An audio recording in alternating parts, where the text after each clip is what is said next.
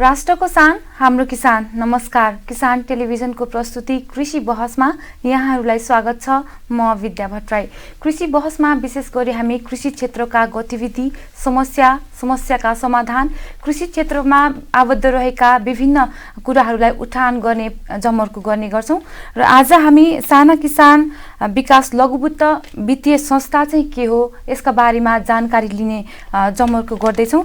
र यसका लागि आज हामीसँग हुनुहुन्छ साना किसान विकास लघुवित्त वित्तीय संस्थाका नायब प्रमुख अधिकारी अधिकृत झलेन्द्र भट्टराई। आउनुहोस्, उहाँलाई कार्यक्रममा स्वागत गरौँ। यहाँलाई कार्यक्रममा स्वागत छ। धन्यवाद विद्याजी। यो साना किसान विकास लघुवित्त वित्तीय संस्था चाहिँ के हो र यसको सुरुवात गर्नुको कारण चाहिँ के छ? यो नेपाल सरकारले 32 सालमा, तत्कालीन नेपाल सरकारले 32 सालमा चाहिँ यो साना किसान गरिब विपन्न वर्गहरूसम्म वित्तीय सेवा र प्राविधिक सेवालाई सहजै रूपमा गाउँ गाउँ पुर्याउने एउटा अभियानको रूपमा 32 साल भनेपछि आजभन्दा 43-44 वर्ष अगाडि सुरुवात गरेको कार्यक्रम हो। त्यतिखेर गभर्मेन्टको सिधै निगरानीबाट यो कार्यक्रम सुरुवात हुन्थ्यो। पछि कृषि विकास बैंकले यसलाई सञ्चालन गर्यो र यो चाहिँ 50-51 सालदेखि चाहिँ किसानकै तहबाट सञ्चालन गर्ने गरी साना किसान सहकारी संस्थामा रूपान्तरण गरियो। र गाउँ गाउँमा नेपाल सरकारले त्यतिखेर चलाएका कृषि विकास बैंकले चलाएका साना किसान विकास आयोजनाहरूलाई, कार्यक्रमहरूलाई गाउँकै किसानहरूलाई मालिक बनाएर हस्तान्तरण गरियो। अनि गाउँ गाउँमा साना किसान सहकारी संस्थाहरू सुरुवात भए। ती सहकारी संस्थाहरूलाई चाहिँ कृषि विकास बैंकले आवश्यक पर्ने कृषि कर्जा उपलब्ध गराउने किसिमको मेकानिजम डेभलप गरियो। तर कृषि विकास बैंक आफैमा कमर्सियल बैंकमा रूपान्तरण हुनुपर्ने अनि ठुलो व्यावसायिक एउटा सञ्जालभित्र साना किसानहरूको मागलाई सम्बोधन नहुने, उनीहरूको आवश्यकतालाई सम्बोधन नहुने देखिसकेपछि नेपाल सरकार र कृषि विकास बैंककै अगुवाईमा होइन, साना किसानहरूको लागि, यी साना किसान सहकारी संस्थाहरूको लागि छुट्टै एउटा बैंक खोलिदिउँ भनेर साना किसान विकास बैंकको स्थापना भयो, तत्कालीन साना किसान विकास बैंक। र यसमा चाहिँ नेपाल सरकार अर्थ मन्त्रालय, कृषि विकास बैंक, सरकारी केही बैंकहरू समेतको लगानीमा र नेपालभरिकै साना किसान सहकारी संस्थाहरूको पनि लगानी रहने गरी, उनीहरूकै बहुमत स्वामित्व रहने गरी यो बैंकको स्थापना भयो। त्यसैले यसको चार्टर नै के छ भने, यसको प्रबन्धपत्रमै के व्यवस्था छ भनेदेखि यो बैंक चाहिँ साना किसान सहकारी संस्थाहरूको बहुमत स्वामित्वमा रहने वित्तीय संस्था हुनेछ भन्ने छ। त्यसकारणले यो चाहिँ विशुद्ध नेपालमा यति एउटा बैंक होला जसले गर्वका साथ हामी गरिबको बैंक हौँ, मालिक पनि गरिब नै र यसको लाभान्वित वर्ग पनि हामी गरिब नै हौँ भनेर गर्व गर्ने बैंक चाहिँ यो एउटा छ। यो किसिमले फोकस प्रोग्राम एउटा सञ्चालन गर्नको लागि चाहिँ साना किसान लघुवित्त वित्तीय संस्थाको 2058 सालमा स्थापना भयो। यसरी यो बैंक चाहिँ बनिएको हो। यसरी हेर्ने हो भनेदेखि एक किसिमले यो सरकारी प्रयत्न हो। सरकारी, पब्लिक र प्राइभेटको इनिसिएटिभको रूपमा यो बैंक चाहिँ अहिले यो रूपमा आएको छ। नेपालको कृषि क्षेत्रमा चाहिँ साना किसानले चाहिँ कस्तो खालको भूमिका निर्वाह गर्दै आइरहेको छ त अहिले? हामी केमा बढी विश्वास गर्छौँ भने किसानहरूसँग अथाह ज्ञान छ, उनीहरूसँग अथाह अठोट छ, श्रम गर्न सक्ने उनीहरूसँग सामर्थ्य छ। छैन भने सानोतिनो केही कुराहरूको अभाव छ। के कुराको अभाव छ भन्दाखेरि केही प्राविधिक पक्षहरूको उनीहरूसँग अभाव छ, केही उनीहरूसँग चाहिँ वित्तीय स्रोत साधनहरूको अभाव छ, र तेस्रो कुरा भनेको चाहिँ उनीहरूसँग चक्लाबन्दी गरिएको अलिकति फराकिलो फाँट जग्गाको अभाव छ। यी 3-4वटा चिजहरूको चाहिँ किसानमा अभाव छ। त्योदेखि बाहेक उनीहरूसँग जोस जाँगर यी सब कुराहरू प्रशस्त छ। उनीहरू काम गर्न सक्छन्, विश्वासयोग्य पिपुलहरू छन् र उनीहरूलाई जुन कुराको अभाव छ त्यो कुराले हाम्रो कृषिलाई चाहिँ कहिल्यै पनि व्यवसायीकरण बन्न दिएन। त्यो अभाव भएको कुराले पुँजीको अभाव, प्रविधिको अभाव र जग्गा जमिनहरूको प्रशस्त जग्गा जमिन उपलब्धताको अभाव र आधुनिक वैज्ञानिक कृषि प्रणाली शिक्षाको अभाव, यी कुराहरूले उनीहरूलाई ठुलो रूपमा व्यवसायीकरण हुन जान दिएन। हामी त्यहाँ काहीँ कन्ट्रिब्युसन गरौँ र भ्यालु चेन, कृषिको यो समग्र मूल्य श्रृङ्खलामा चाहिँ किसानहरूलाई स्थापित गर्दै जाउँ, उनीहरूको स्वामित्व, उनीहरूको स्टेक बढाउँ। 10 रुपियाँ किलो आलु बेच्छ र 10 रुपियाँमा 10 ग्राम 1 रुपियाँ ग्राम गरेर चिप्स किनेर खान्छ किसान हो। त्यो 1 रुपियाँ ग्राममा चिप्स बेच्न सक्ने चाहिँ किसानलाई बनाऊ भन्ने अभियान हो हाम्रो चाहिँ। हामी किसानलाई उत्पादनको क्षेत्रमा, उत्पादनबाट प्रशोधनको क्षेत्रमा, प्रशोधनबाट बजारीकरणको क्षेत्रमा उनीहरूलाई चाहिने वित्तीय साधन स्रोतहरूको हामी व्यवस्थापन गर्छौँ। कृषि र कृषकको क्षेत्रमा चाहिँ यो लघु वित्तले कस्तो खालको आयोजनाहरूलाई सञ्चालन गरिरहेको छ? यहाँनिर एउटा चाहिँ मैले चाहिँ खास गरी साना किसान विकास लघु वित्त वित्तीय संस्थाको तर्फबाट के यो दर्शक सम्पूर्ण महानुभावहरूलाई के प्रश्न पार्न चाहन्छु भने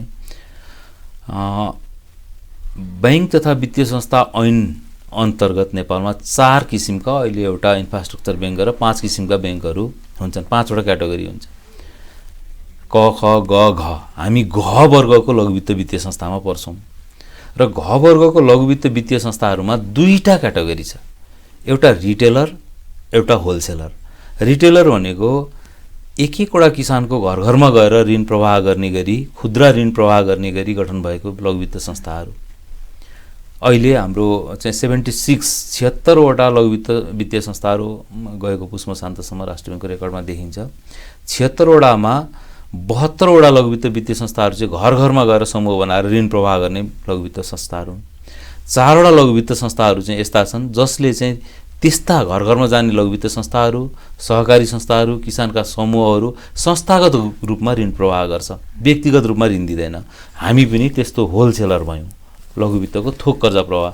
हामी चाहिँ सहकारी, कृषि सहकारी मार्फत, खास गरेर मुख्य रूपमा कृषि सहकारी र अरू पनि ग्रामीण सहकारीहरू मार्फत किसानहरूकामा उनीहरूले वित्तीय स्रोत दिगो ग्रामीण एउटा वित्तीय संस्था बनाउन् भन्ने हाम्रो चाहना छ।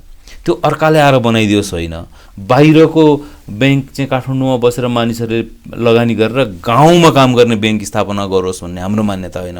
हाम्रो मान्यता चाहिँ के हो भने त्यही गाउँका मान्छेहरूले एउटा सहकारी निर्माण गरौँ, त्यही टोलका मानिसहरू बसेर सहकारी निर्माण गरून्। त्यो सहकारीको मालिक पनि उनीहरू, त्यसको नीति नियम पनि उनीहरूले बनाउने, उनीहरूलाई चाहिने आवश्यकता अनुसारका ऋणका चाहिँ डिजाइनहरू पनि उनीहरूले आफैले गर्ने, प्रोडक्ट डिजाइन उनीहरू आफैले गर्ने र उनीहरू आफैले बनाएको नियममा बसेर आफैले उद्यमशीलताका क्रियाकलापहरू सञ्चालन गर्ने, परिचालन गर्ने, बचत सङ्कलन गर्ने, ऋण परिचालन गर्ने। त्यो गर्दाखेरि गाउँमा त पैसाको अभाव हुन्छ, उनीहरूले आफैले सङ्कलन गरेको पुँजीले पुग्दैन, आन्तरिक स्रोतको मात्रै अपर्याप्तता जुन हुन्छ त्यो ग्यापलाई फिल गर्नलाई कति पैसा चाहिन्छ त तिमीहरूलाई, त्यो गाउँलाई कति पैसा चाहिन्छ थप सहकारीको योजनाअनुसार मागअनुसार हामी त्यो बाँकी पैसा उहाँहरूलाई दिन्छौँ। त्यसैले हामीले दिने पैसा भनेको चाहिँ सहकारीको क्षमता बढ्ने गरी किसानहरूकोमा रिसोर्स पुर्याउनलाई हामीले दिने हो। त्यसैले लघु वित्त, यहाँले अहिले प्रश्न गर्नुभयो मलाई लघु वित्तको परम्परागत धारणा जुन छ, हुन त लघु वित्त आफैमा नयाँ अवधारणा हो भनिन्छ, तर पनि त्यसमा पनि एउटा जुन हामीले स्थापित मान्यता छ लघु वित्तको, त्योभन्दा साना किसान विकास अभियानमा गरिने चाहिँ क्रियाकलाप अलिकति फरक छ। के फरक छ भन्नुहुन्छ भनेदेखि लघु वित्तमा सर्टेन चिजहरू जस्तै धितो भए पनि धितो नलिकन ऋण लगानी गर। त्यो लघु वित्त संस्थाको मालिक चाहिँ कहाँ छ पर सेयर होल्डर भएर बसिया छ, अनि उसको कर्मचारी आएर गाउँमा काम गर्छ, अनि त्यहाँ बचत गर्छ, ऋण परिचालन गर्छ, अनि उसले भनेका कुराहरू गाउँलेहरूले गरिदिनुपर्ने हुन्छ र फेरि त्यसबाट नाफा भयो भने पनि त्यो माथि नै जान्छ, नोक्सान भए पनि माथि नै जान्छ, ट्रान्सफर हुन्छ। किसानले चाहिँ खालि ऋण उपभोग गर्ने र ब्याज तिर्ने, त्यसबाट लाभ लिने मात्रै हो। हाम्रो पद्धतिमा के छ भने हामी चाहिँ त्यही गाउँको मान्छेहरूको संस्था बनाउँछौँ। त्यो संस्थाले भोलि लगानी गरेर नाफा कमायो भने उनीहरूकै हो, नोक्सान भयो भने पनि उनीहरूकै हो। हामी नोक्सान हुन चाहिँ दिँदैनौँ, हामी टेक्निकली उनीहरूलाई यसरी सपोर्ट गरेर राखेका हुन्छौँ, नोक्सान नहोस् त्यतातिर लाग्छौँ। त्यसैले हामीले गर्ने लघु वित्त भनेको चाहिँ स्थानीय तहमा वित्तीय संस्थाको स्थापना र स्ट्रेन्थेनिङ, उनीहरूलाई बलियो बनाउने, उनीहरूलाई चाहिँ सक्षम तुल्याउने, त्यो हाम्रो अभियान हो। त्यही छोटै संस्था बनाइदिने, त्यही एउटा अभियान सञ्चालन गर्ने, मानिसहरू नेतृत्वहरू विकास गर्ने। तर लघु वित्तको आम अवधारणा चाहिँ के हो भने त्यसो गर्दाखेरि सानो संस्था हुन्छ, सानो संस्थामा ह्युमन रिसोर्स कमजोर हुन्छ, मान्छेहरू भने जस्ता प्राविधिक मान्छेहरू त्यसले राख्न सक्दैन, अनि संस्था आफैमा कमजोर बन्छ। कमजोर संस्थाले कमजोर डेलिभरी गर्छ, राम्रो सेवा सुविधा दिन सक्दैन। तपाईँहरूले दिनुभएको यो सेवा सुविधा जुन छ नि, यहाँका मान्छेले त पाएका छन्, तर यो दुर्गमसम्ममा यसको पहुँच पुगेको छ त? सबै क्षेत्रका मान्छेहरूले पाएका छन् त यसको सेवा सुविधा? के छ? अब यसमा एउटा एउटा यहाँले सोध्नुभएको प्रश्न एकदम राम्रो प्रश्न छ। यसमा एउटा सैद्धान्तिक बहस पनि छ। कस्तो बहस छ भने सबै मान्छेलाई पैसा चाहिँदैन भन्ने बहस छ। गरिब भयो भन्दैमा उसलाई पैसा चाहिन्छ भन्ने छैन। पैसा कसलाई चाहिन्छ? जो उद्यम गर्न चाहन्छ उसलाई पैसा चाहिन्छ। उद्यमी को हुन्छ? जोसँग सिप छ, जाँगर छ, ऊ उद्यमी बन्छ हैन। त्यसकारणले हामीले त्यस्ता ठाउँहरूमा चाहिँ मानिसहरूलाई चाहिँ एकत्रित गराएर उनीहरूलाई गोलबन्द गराएर संस्था निर्माण गरिदिएर सहकारी बनाउन मद्दत गरिदिएर 2 वर्ष 3 वर्षसम्म हामीले मेहनत गरेका छौँ सहकारी निर्माण गर्न, उहाँहरूको सहकारी बनाउन। अनि उहाँहरू जब सहकारी बनाउनुहुन्छ अनि त्यो समुदायलाई हस्तान्तरण गरेर अनि हामी फेरि अर्कोतिर सहकारी बनाउनुतिर लाग्छौँ। त्यो किन गरेको त भन्दा जहाँका मानिसहरू सक्दैनन् नि, आफै सचेत भएर लाग्न सकेका छैनन्, तर उद्यमशीलता उनीहरूमा छ, आर्थिक गतिविधि त्यहाँ हुन्छ, केही न केही एग्रिकल्चर बिजनेस त्यहाँ स्थापना गर्न सकिने पोटेन्सियल चाहिँ हामीले देखेका छौँ 6 गाउँमा। तर ठुलो स्केलमा जानको लागि चाहिँ उनीहरूसँग स्किल छैन भने त्यहाँ हामी सहकारी निर्माण गर्छौँ, त्यो सहकारीलाई क्षमतावान बनाउँछौँ अनि त्यो मार्फत चाहिँ त्यो गाउँमा सेवा प्रदान गर्ने हो। यसै क्रममा कतिपय ठाउँमा जहाँ यो त आफै त्यो गाउँको वित्तीय संस्था आफै चाहिँ वित्तीय रूपले पनि सक्षम हुनु पर्यो नि, फाइनेन्सियल सस्टेनेबल हुनु पर्यो। त्यो सस्टेन गर्नको लागि त्यहाँ एउटा आधारभूत एउटा बिजनेस पुग्नुपर्छ। हामीले सामान्य स्टडी गर्दा 375 जति घरधुरी, लगभग 400 घरधुरी भयो भने एउटा सहकारी राम्ररी उनीहरूले चलाउन सक्छ। 400 घरधुरी चाहिँ कमसेकम पनि 4 घण्टा 5 घण्टाको दूरीमा त्यहाँ पुग्न सक्ने एरियामा त्यति केन्द्रबिन्दु बनाएर 475 चाहिँ घरधुरीको एउटा गाउँ छ भने त्यहाँ सहकारी हामी सस्टेन गराउन सक्छौँ। तर त्योभन्दा कम डेन्सिटी भएको एरियाहरू छ भने चाहिँ त्यहाँ सहकारीलाई अहिले सस्टेन गराउन चाहिँ गाह्रो छ कि त्यहाँ रोड पुग्नुपर्छ, कुनै साधन लिएर चाँडो घुम्न सक्ने बनाउनु पर्ने हुन्छ। त्यसकारणले हामीले त्यस्ता ठाउँहरूमा चाहिँ लगभग इन्टरभेन्सन गरेका छौँ जहाँको मानिसहरूलाई अहिले तत्कालै बजारमा जोड्न सकिन्छ, उनीहरूको उत्पादन र उत्पादकता अभिवृद्धि गर्न सकिन्छ, उनीहरूको आय आर्जन क्षमतालाई तत्कालै चाहिँ बढाउनको लागि त बजारसम्मको पहुँच विस्तार गर्न सकिन्छ। त्यो ठाउँमा चाहिँ लगभग अहिले हामीसँग 1100 जति सानो ठुलो गरेर 1209 जति सहकारी संस्थाहरू छन्। तैपनि एक्टिभली 1100 जति सहकारी संस्थाहरू हामीले मुलुकभरि बनाएका छौँ। त्यसले गर्दाखेरि सबै ठाउँ 100% पुग्यौँ हामी त्यो दाबी गर्दैनौँ। जिल्ला नै मात्रै भन्नुहुन्छ भने अहिले हामी 73 जिल्ला जतिमा हामी पुग्न सकेका छौँ। 73 जिल्लाका पनि 753 पालिकाहरू मध्येमा हामी अहिले 500 लगभग पुग्न लागेका छौँ। 200 पालिकामा पुग्नै बाँकी छ। त्यसैले सबै ठाउँमा पुग्यौँ कमजोर वर्ग भएको भन्ने ठाउँमा हामी दाबी गर्दैनौँ। तर हाम्रो इमान्दार प्रयास के छ भने त्यो ठाउँहरूमा हामी चाँडै पुग्छौँ। चाँडो पुग्ने हामीसँग मेकानिजम छ। कस्तो मेकानिजम छ भने हामीले एउटा ठाउँमा 1 वर्ष 2 वर्ष लगाएर एउटा सहकारी बनायौँ भने त्यो सहकारीले 3 वर्ष 4 वर्ष 5 वर्ष भित्रमा फेरि अर्को ठाउँमा गएर सहकारी एउटा बनाइदिनुपर्छ। त्यसलाई हामी अनुसरण भन्छौँ। सहकारीले सहकारी अनुसरण गर्नुपर्छ, त्यहाँ लागेको खर्च हामी दिन्छौँ, तर उसले सहकारी चाहिँ बनाउनुपर्छ, राम्रो सहकारी त्यहाँ बनाइदिनुपर्छ, किसानको सहकारी बनाइदिनुपर्छ। यो क्रमले गर्दा त्यो किसानहरूको पहुँच विस्तार हुने क्रम चाहिँ अलिकति तीव्र छ। हामीले वर्षमा 25 देखि 50 वटासम्म सहकारी संस्थाहरू, सक्षम सहकारी संस्थाहरू चाहिँ नयाँ सहकारीहरू थप्दै लगेका छौँ। अब 2025 सम्ममा चाहिँ हामी सबै गाउँपालिकामा पुग्ने हाम्रो टार्गेट छ। आशा गरौँ सक्छौँ होला। यो दुर्गम क्षेत्रका किसान, जुन गरिब किसानहरू छन्, उहाँहरू समक्ष यो पहुँच पुग्ने कुरामा के छ भन्दाखेरि ब्याङ्कले अलिकति थोरै ब्याज लिन्छ लघुवित्तको भन्दा भन्ने कुरा छ। खास के हो हजुरले यति धेरै ब्याज लिनुको कारण चाहिँ के छ यसको पछाडि? अब यो एकदमै बहसमा आउनुपर्ने र एकदमै बढी चर्चामा आउनुपर्ने विषय हो। लघुवित्तको ब्याज किन महँगो हुन्छ भन्ने इस्यु हो यो। वर्ल्ड वाइड नै लघुवित्तको विषयमा यस्तो कतै 84% ब्याज लिएको देखिन्छ। इन्डोनेसिया भयो, विभिन्न देशहरूमा त्यो महँगो ब्याजहरू हामी लघुवित्तमा देख्छौँ। योसँगै जोडेर मलाई त एकजना पत्रकार साथीले के पनि प्रश्न गर्नुभयो भने कार किन्नेलाई 7% ऋण, अनि त्यहाँबाट म चाहिँ काउली फलाउँछु, म चाहिँ धान फलाउँछु, म गहुँ उमार्छु भन्ने किसानलाई चाहिँ 16% 18% ऋण, त्यसरी तपाईँहरू गरिबको विकास गरेको भन्नुहुन्छ भनेर पनि प्रश्न गर्नु। यो एकदमै जेन्युन सैद्धान्तिक प्रश्न हो। यसको पछाडिको कारण के छ भनेदेखि लघुवित्त तपाईँको चाहिँ यो चाहिँ डुअर स्टेप सर्भिसेस हो। एउटा ऋणी धाउनु पर्दैन, ऋणीकोमा चाहिँ ब्याङ्क आउँछ, त्यो किसिमको प्रणालीलाई चाहिँ हामी लघुवित्त भन्छौँ। ऋणी ब्याङ्कमा पुग्नु पर्यो भनेदेखि त्यो गरिब मान्छे कति दिन लगाएर पुग्छ, त्यहाँ एउटा खर्च, अनि त्यहाँ महिनामा ब्याज तिर्न आइज भन्छ, अनि फोटो खिच भन्छ, अनि नागरिकता भन्छ, अनि कुनै के भन्छ, त्यो गर्दाखेरि त्यो अनि भ्यालुएसन गरेर जग्गाको धितोको भन्छ। त्यो कस्ट यति ठुलो हुन्छ नि, त्यो ब्याज दरभन्दा त्यो धेरै महँगो हुन्छ। त्यसकारण लघुवित्त संस्थाहरूले चाहिँ के गरे हुन्छ नि, त्यस्ता हिडन कस्टहरू केही पनि नराख्ने, ऋणीको घरमा आफै पुग्ने, सर्भिस आफै दिने, एउटा टक्का पैसा दिने, त्यसले गर्दाखेरि अलिकति महँगो सर्भिस जस्तो लागेको छ। तर योभन्दा पनि महत्त्वपूर्ण कुरा चाहिँ के छ भने, ल 7% को ऋण त छ, तर त्यो गरिबले पाउँदैन। 7% भएर के गर्ने? लङ्कामा सुन त छ, मेरो काम चाहिँ बुझ्चै छ भने के अर्थ भयो? लङ्कामा जति सुन खाने भयो भने अर्थ भएन नि। त्यस कारणले 7% को इन्ट्रेस्ट छ होला, तर त्यो गरिबले पाउँदैन। लघुवित्त पाउँदैन, ऊ गरिबीको कुचक्रमा फँसेको छ। लघुवित्तले चाहिँ के गर्छ भने त्यो त्यहाँ पुर्याइदिने प्रयास गर्छ, जति कस्ट लाग्छ लागेको कस्टले। तर यसो भन्दैमा मैले के भन्दिनँ भने लघुवित्तले लिएको ब्याज जायज छ म भन्दिनँ। लघुवित्तले पनि ब्याज महँगो हुनुपर्ने कारणहरू पत्ता लगाएर कहाँबाट घटाउन सकिन्छ त्यो ठाउँ खोज्नुपर्छ। हामीले पत्ता लगाएका छौँ, हामीले त्यो गरेका छौँ।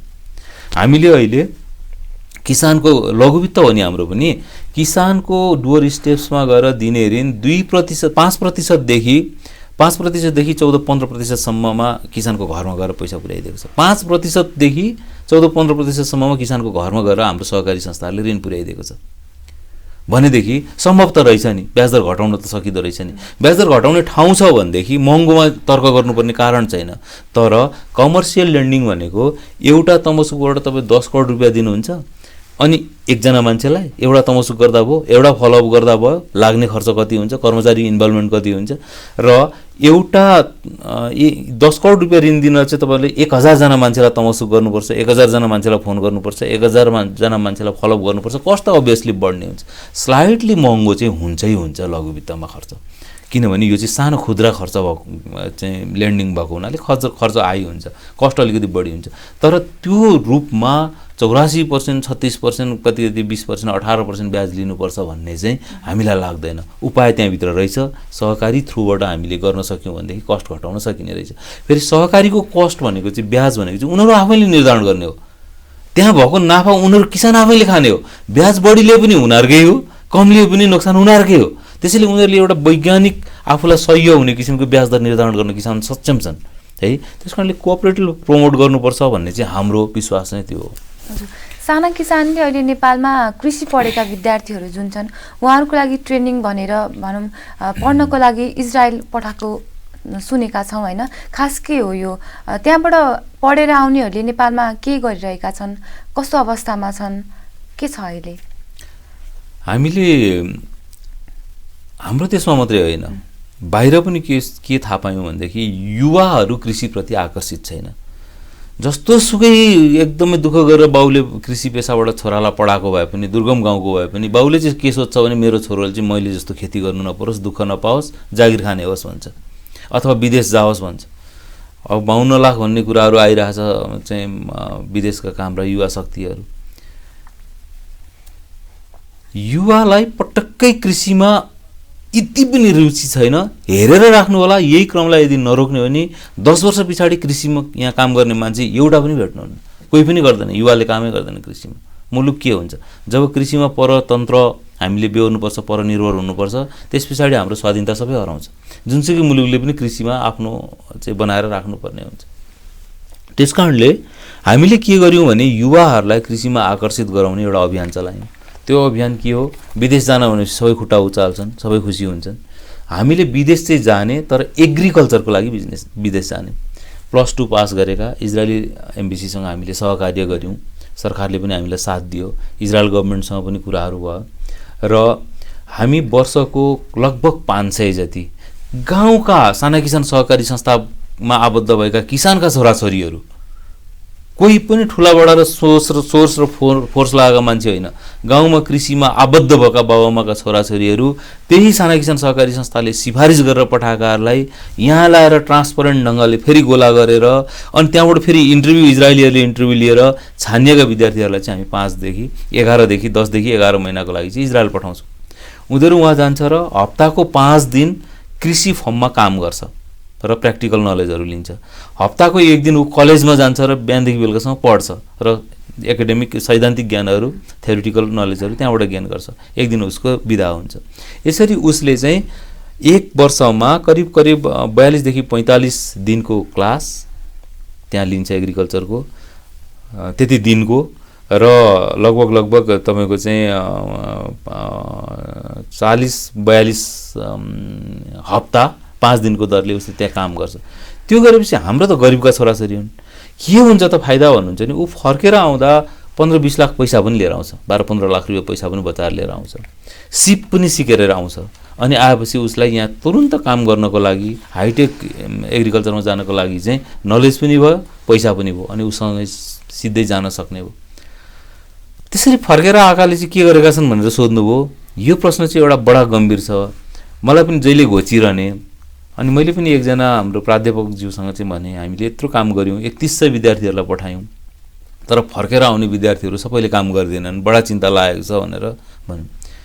अनि उहाँले के भन्नु भने त्यो तपाईँको मात्रै पनि जिम्मेवारी होइन, युनिभर्सिटीले सालिन्दा लाखौँ मान्छेलाई पास गराएको छ, ती पास गरेका मान्छेले के गरे भनेर युनिभर्सिटीलाई मात्रै सोधेर पनि हुँदैन, अरूको पनि जिम्मेवारी छ। त्यहाँ पास गरेको मान्छेले के गर्ने, के काममा लगाउने भन्ने त सबै निकायहरूको जिम्मेवारी छ, तपाईँको मात्रै जिम्मेवारी होइन।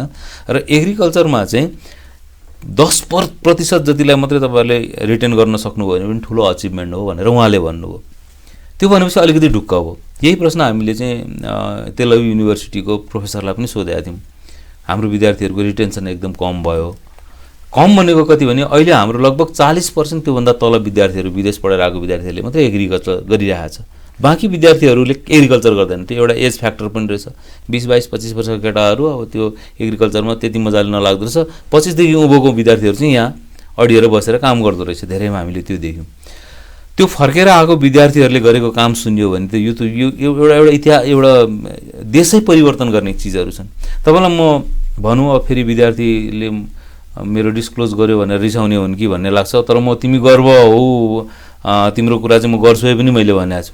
युद्ध नेउपाने भन्ने एकजना भाइ यहीँ नजिकै धादिङ जीवनपुर, अस्ति हामी इजरायली राजदूत पनि जानुभएको थियो, हामी जाउँ हेर्न भनेर हामी गएको थियौँ।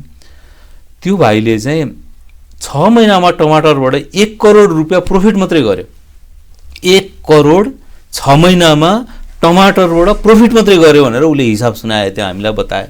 अनि यसो गरेँ, जग्गा किने, कुनै के गरेँ, यो गरेँ, ऊ गरेँ भनेर चाहिँ उसले सुनायो। यस्ता त कति छन्। 1 करोड पुर्याउने चाहिँ मैले यसरी यो पहिलो भेटाएँ 6 महिनामा यो भाइ।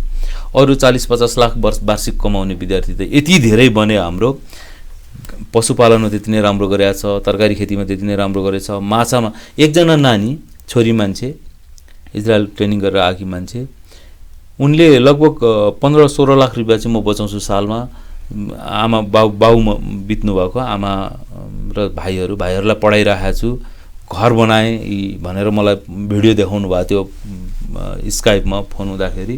यस्तो घर पनि बनाएँ मैले, माछाबाट यति गरेँ भनेर उहाँले सुनाउनु भएको थियो। एकजना बहिनीले, छोरी मान्छेले बिहा पनि गरेको छैन, चौधरीको छोरी। एकजना बहिनीले उहाँ दाङमा चाहिँ तपाईँको चाहिँ झन्डै 5-6 बिघा 7 बिघा जति। यस्ता असङ्ख्य उदाहरणहरू छन् इजरायलबाट फर्केर आएको। सबैले गर्दैन, त्यो हामीले अपेक्षा पनि राख्नुहुने रहेन रहेछ। 100%ले गर्दैन, 30% जति, 30 देखि 40% बिचमा कुनै ब्याचमा 40%ले गरेको छ, कुनै ब्याचमा 30%ले गरेको छ। आएर फर्केर आएर विद्यार्थीहरूले टेक्नोलोजी उन्मुख र व्यवसाय उन्मुख व्यवसायीकरणतिर चाहिँ अलिकति मेकनाइजेसन, अलिकति कमर्सियलाइजेसन एग्रिकल्चर गर्न चाहिँ हाम्रो विद्यार्थीहरू सफल भएका छन्। यसको रिजल्ट आउन थालेको छ र यो प्रोग्राममा अझै केही सुधार गर्नुपर्ने छ। यिनीहरूलाई चाहिँ यो भनेको चाहिँ एउटा प्रोफेसनल एजुकेसन मात्रै छ।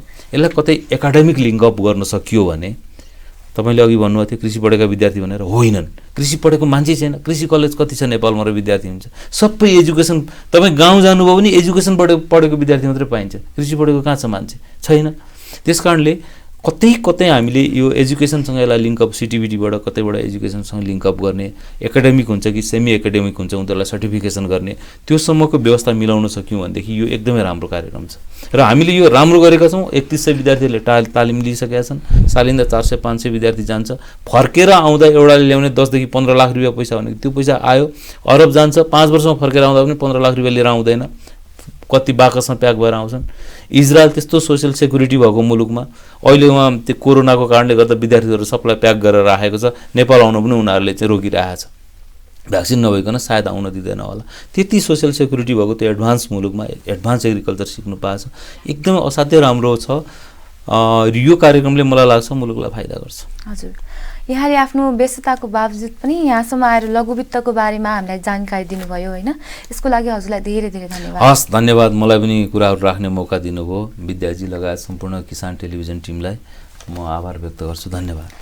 यहाँहरूलाई पनि धेरै धेरै धन्यवाद दिन चाहन्छु, हेरेर हामीलाई साथ दिनुभयो। आज हामीले साना किसान विकास लघुवित्त वित्तीय संस्थासँग आबद्ध रहेर कुराकानी गऱ्यौँ। अर्को हप्ता फेरि नयाँ विषयवस्तु र नयाँ व्यक्तित्वका साथ उपस्थित हुने बाचासहित म लगायत मेरा इन्टायर टिम बिदा माग्दछौँ। हवस्, नमस्कार।